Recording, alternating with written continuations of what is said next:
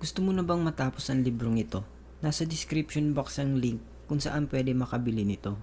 At kung wala ka pa namang budget, i-follow mo lang ang channel na ito at ako nang bahala magbasa para sa'yo.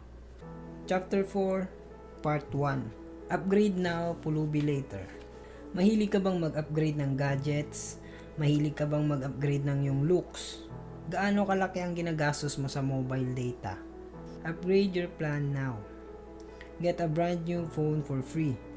For as low as 2,500 per month, you'll get your very own iPhone or etc. payable in 24 months. Bakit mo bang gusto mag-upgrade? Dahil ba sa mabilis ang internet, magandang resolution ang camera, slim at lightweight, bigger memory? For sure, these telcos can dish out something that will tempt us. Nakakatawa lang isipin na kung gaano kabilis ang pagbago ng teknolohiya, ganun din kabilis ang pag-switch ng preference natin. Bakit chinky? Masama bang mag-upgrade? Not all, as long as di nahihirapan magbayad at dapat cash ang pang-upgrade mo. Pero minsan, nasisimot ang pera natin dahil sa mga standards natin sa isang telepono, kada may bago hinahabol natin ito. Kahit lagpas na ito sa budget natin, anong kailangan nating gawin para hindi tayo mamulubi? First, huwag magkunwari sa halip ay magpakatotoo.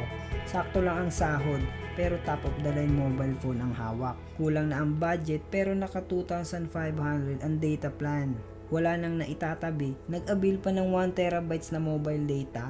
Ang karamihan kasi natutuksong tanggapin ang mga ganitong promotions. Hindi dahil sa kailangan nila, kundi dahil gusto lang nilang makipagpaligsahan sa iba.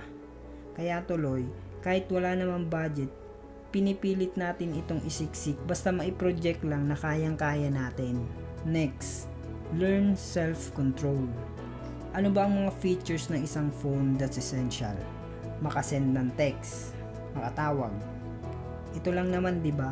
Dati nga call and text lang, solve na tayo. Pero ngayon, ang dami na nating hinahanap na iba pang features. Chinky, paano ang email? Magfe-Facebook pa ako para updated. Kailangan always online. Makishare ka na lang ng wifi o data plan ng kapitbahay mo at mag-share ka na din ng pambayad nito. Mas makatitipid ka pa. Finally, my unsolicited advice to you is, if you can't afford it, tell yourself, it can wait. Kung hindi mo kayang i-upgrade ang bagong gadget at data plan mo, matutong magtiis, magtiyaga at maghintay. Work is done in the office and checking of social medias or emails can be done at home.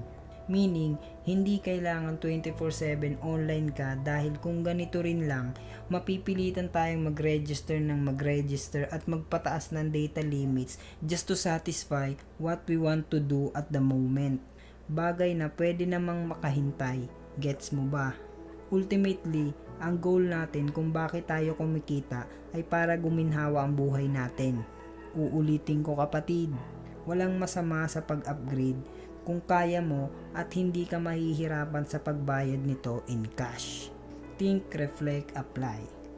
Ano ang gadgets at mobile plan mo ngayon? Kasya ba ito sa sweldo mo? O nagigipit ka na dahil sa excessive na upgrade or additional load? How can you further resist the temptation na kailangan mong mag-upgrade?